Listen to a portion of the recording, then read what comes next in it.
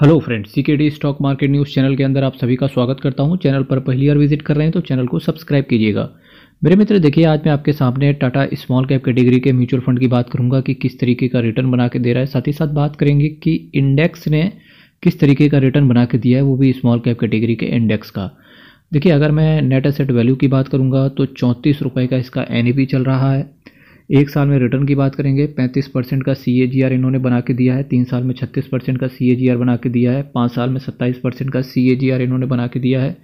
Maximum बात करेंगे तो 27% का CAGR इन्होंने बना के दिया है। मैक्सिमम 27% का, एक साल में 35% का। तो याद रखिएगा, एक साल में 35% का और मैक्सिमम इन्होंने 27% का CAGR के हिसाब से रिटर्न बना के दिया है। एक चीज़ आपको पता होनी चाहिए कि म्यूचुअल फंड में रिटर्न आपको फ्लक्चुएशन के साथ मिलता है। जिस तरीके से कोई पर्टिकुलर शेयर गिरता है, बढ़ता है, फिर गिर जाता है, तो उसी तरीके से हर रोज कहीं ना कहीं म्यूचुअल फंड के अंदर भी फ्लक्चुएशन देखने को मिलती है, आइदर अपसाइड या डाउनसाइड। वैल्यू रिसर्च ने इस म्यूचुअल फंड को 4 आउट ऑफ 5 रेट किया है। टाटा असेट मैनेजमेंट कंपनी के टाटा स्मॉल कैप कैटेगरी के म्यूचुअल फंड की बात कर रहा हूँ। चंद्र प्रकाश पादियार साहब आपके पैसे को मैनेज करके चल रहे हैं, यानी कि ये फंड मैनेजर हैं। 3 महीने में रिटर्न की बात करेंगे तो 11% का एब्सोल्यूट आया है। 6 महीने में 16% का, एक साल में 35% का, 3 साल में पैसा डबल हो गया।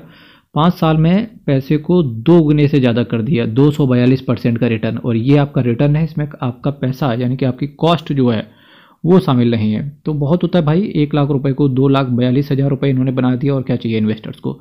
रिस्क म्यूचुअल फंड के अंदर आपका वेरिया रहता है, तो इस चीज़ के बारे में आपको पता होना चाहिए, क्योंकि अल्टीमेटली अगर कोई एक्सटर्नल एनवायरनमेंट, कोई इंटरनल एनवायरनमेंट, कोई पॉलिटिकल स्टंट हो गया तो फिर मार्केट में उथल पुथल देखने को मिल सकती है। Tata small cap fund direct plan growth की आपके सामने यहाँ पर चर्चा चल रही है।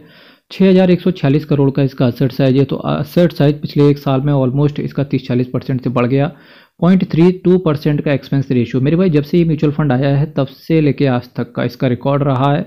इन्होंने अपने एक्सपेंस रेशियो को 0.50% से अभी ऊपर लेके नहीं गए हैं। 10.44% का ये कैश होल्ड करके चल रहे हैं। जैसा कि share market all time high पर आ जाता है तो वैसे ही इनकी कैश होल्डिंग बढ़ रही है। तो ये कहीं ना कहीं ठीक भी दिखता है और कहीं ना कहीं गलत भी दिखता है। गलत इस वजह से कि भाई साहब, अगर इनके पास, कंपनी के पास जब कैश हाथ में रखता है तो फिर दिक्कत होती हो सकता है कंपनी कभी भाग ना जाए। तो ये कुछ अननेसेसरी डाउट होते हैं जो इन्वेस्टर्स के दिमाग में आ जाते हैं, ठीक है। वैसे ऐसा कुछ होता नहीं, क्योंकि हम सभी के बीच में सेबी धार तलवार लेके खड़ा हुआ है सबके लिए, ठीक है। इन्वेस्टर्स की जान, मान और शान सिर्फ सेबी का मतलब securities and exchange board of India, ठीक है। बहुत बढ़िया, अच्छे तरीके से काम कर रहा है इस समय। और देखिए, अब यहाँ पे क्या है, Nifty small cap 250 total return index को ये बेंचमार्क की तरह फॉलो कर रहे हैं। तो ये बेंचमार्क है। यहाँ से अभी इसी बेंचमार्क की बात करेंगे कि बेंचमार्क ने किस तरीके के रिटर्न बना के दिए हैं। प्लान ग्रोथ है, 12 महीने के अंदर निकलने की कोशिश करोगे। 12% से ज़्यादा के अगर आप यूनिट बेच दोगे तो 1% का अलग से आपके पास एग्जिट लोड आ जाएगा। अब अगर मैं यहाँ से बात करूँ कि किन किन शेयर्स के अंदर पैसा लगा हुआ है, तो देखिए, IDFC लिमिटेड, क्वेस्कॉप, BASF इंडिया, रेडको खेतान, इलांटास, बैक इंडिया, केनीज, Keystone Realtors, UTI, AMC, Krishna diagnostic, Gujarat पीपा वेब, Redington, CE info systems, Netweb technology. कई बार इन्वेस्टर्स को लगता होगा कि यार शेयर से मेरे को क्या ही लेना देना है, मेरा तो पैसा म्यूचुअल फंड के अंदर पड़ा हुआ है। मेरे भाई, आपको चीज़ों के बारे में नॉलेज होना चाहिए, क्योंकि अल्टीमेटली इंसिडेंटल और एंसिलरी या तो लगा हुआ या जुड़ा हुआ, यानी कि अगर आप म्यूचुअल फंड में इन्वेस्ट करते हो तो चाहे म्यूचुअल फंड से कोई लगा हुआ हो या म्यूचुअल फंड से कुछ जुड़ा हुआ हो, आपको नॉलेज होनी चाहिए, ठीक है। इंसिडेंटल और एंसिलरी, इन चीज़ों के बारे में नॉलेज होना चाहिए। और ये क्या है, जो शेयर है ना, इंसिडेंटल भी है और एंसिलरी भी है, ठीक है। क्योंकि अगर ये म्यूचुअल फंड गिरेगा, ठीक है, तो आपका म्यूचुअल फंड भी गिरेगा। अगर ये शेयर गिरेंगे तो आपका म्यूचुअल फंड भी गिरेगा। अगर ये शेयर बढ़ेंगे तो आपका म्यूचुअल फंड भी बढ़ेगा। तो ये तरीका है, नॉलेज होना चाहिए। CE info systems, Netweb technology, CIE automotive, DCB bank, Suven pharmaceutical, KSB limited, All cargo logistics, Agrotech, Kirloskar pneumatic, Greenply industries, time Technoplast, Gokaldas export, Honda India power product, health care global, Nippon life India, AMC, Wonderla holidays, Hikal limited, Hikal है ना, shoppers stop, Samhi hotels, Finolex cable, Carborundum universal, RR cable, Vesuvius India, MM forging, Akzo Nobel, Natco pharma, Rallis India, ASK automotive, transport corporation of India, everyday industries, ever ready industries, everyday नहीं भाई साहब, ever ready industries है ना, वही है जो आप cell वगैरह यूज़ करते हो। Graphite India, Eureka, Forbes, Ramco industries, Kirloskar, Ferrous, and PCBL, Vardhman special steel, Vardhman textile भी है, वर्धमान स्पेशल स्टील है। वर्धमान एक्चुअली एक बड़ा ग्रुप है। गणेशा, इकोस्फीयर, सेरा, सेनेट वायर, ऑटोमोटिव एक्सेल्स लिमिटेड, ये कुछ शेयर्स हैं जहां इन्वेस्टर्स का पैसा पड़ा हुआ है। और टाटा असेट मैनेजमेंट कंपनी को तो शायद ही कोई ना जानता हो। 1,36,655 करोड़ का असेट साइज है, बहुत बड़ा असेट साइज है भाई साहब, और 128 स्कीम के साथ ये आते हैं। तो देखिए, इससे पहले मैंने टाटा के स्मॉल कैप कैटेगरी की बात करी थी। तो जब मैंने टाटा के स्मॉल कैप कैटेगरी के म्यूचुअल फंड की स्टार्टिंग करी थी तो मैंने आपसे कहा था कि याद रखना 35 और 27, एक साल में 35% का CAGR था और मैक्सिमम 27% का CAGR था। तो अब बात करेंगे कि उसका जो बेंचमार्क था, जो एंसिलरी जो उसका बेंचमार्क है, जिस बेंचमार्क को फॉलो कर रहा था, क्या वो म्यूचुअल फंड अपने बेंचमार्क को बीट कर पाया था कि नहीं कर पाया था। अगर नहीं कर पाया था तो क्या एग्जिट करके इंडेक्स खरीद लें। तो इन सब चीज़ों के बारे में अभी थोड़ा सा नॉलेज लेंगे बहुत तेज़ी से। SBI का Nifty small cap 250 index fund मैंने यहाँ पर आपके सामने रखा हुआ है। इसका NAV 15 रुपये का है। एक साल में देखो 52% का इंडेक्स ने रिटर्न बना के दिया है। स्मॉल कैप कैटेगरी का अगर मैं इंडेक्स की बात करूँगा, यानी कि Nifty small cap 250 total return index की बात करेंगे तो एक साल में 52% का CAGR इन्होंने बना के दिया है। और वही म्यूचुअल फंड ने कितना बना के दिया, 35%। डेफिनेटली म्यूचुअल फंड इंडेक्स को बीट नहीं कर पाया है। तो क्या इससे म्यूचुअल फंड खराब हो जाता है?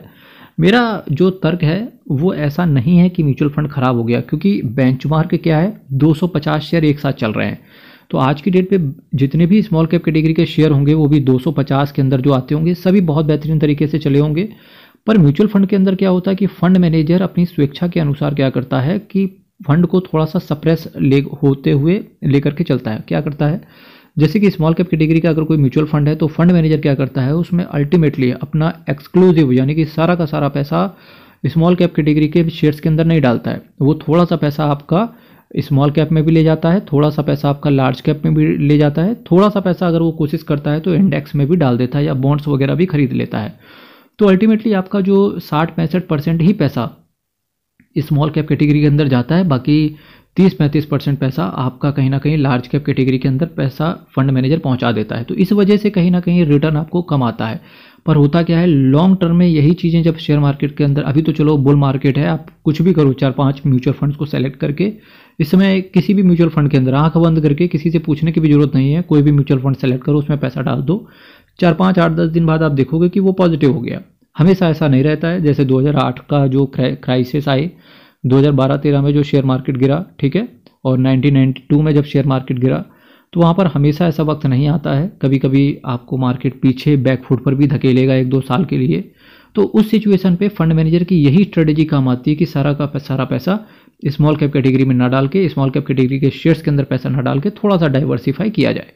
तो इस वजह से इंडेक्स अपनी जगह पे है और जो म्यूचुअल फंड है वो अपनी जगह पे है। अब आप ये ना सोचें कि मेरे म्यूचुअल फंड ने इंडेक्स को बीट नहीं किया तो इसका मतलब म्यूचुअल फंड खराब हो गया, ऐसा नहीं है। म्यूचुअल फंड ने फंड मैनेजर का जो उसका पर्सपेक्टिव है वो कुछ पर्सपेक्टिव को फॉलो करता है, कुछ रूल्स को फॉलो करता है। जैसे कि सारा का सारा पैसा हम स्मॉल कैप कैटेगरी के शेयर्स के अंदर ना डालें, थोड़ा सा पैसा हम लार्ज कैप कैटेगरी के शेयर्स के अंदर भी डाल दें। क्योंकि कई बार जब आप मेरे वीडियोस देखते होगे तो देखते होगे मैं रिव्यू तो कर रहा हूँ स्मॉल कैप कैटेगरी का, पर वहाँ पर आपको रिलायंस भी हो सकता है दिख जाए, हो सकता है इन्फोसिस भी दिख जाए, है स्मॉल कैप कैटेगरी के शेयर्स, पर हो सकता है उसके अंदर आपको रिलायंस भी दिख जाए, HDFC बैंक भी को दिख जाए। HDFC बैंक तो मैक्सिमम जगह आपको दिख जाता होगा। तो ये सारी चीज़ें रहती हैं कि थोड़ा सा शेयर को डाइवर्सिफाई करके चलो। तो मेरा मानना है कि घबराएं नहीं, अगर आपको इंडेक्स से कम रिटर्न मिल रहा है, कोई कह रहा है तो ठीक है, वो उसके विचार हैं, कह दो अब भाई आप अपने विचार को फॉलो कीजिए और आप भी अपने विचारों को फॉलो करें। और किसी भी म्यूचुअल फंड के अंदर इन्वेस्ट करने से पहले एक बार अपने फाइनेंशियल एडवाइजर से जरूर विचार कर लेना। मेरे भाई चैनल को सब्सक्राइब करना, वीडियो को शेयर करना। हर हर महादेव, अयप्पा शरणम, हरि शरणम। बहुत बहुत धन्यवाद।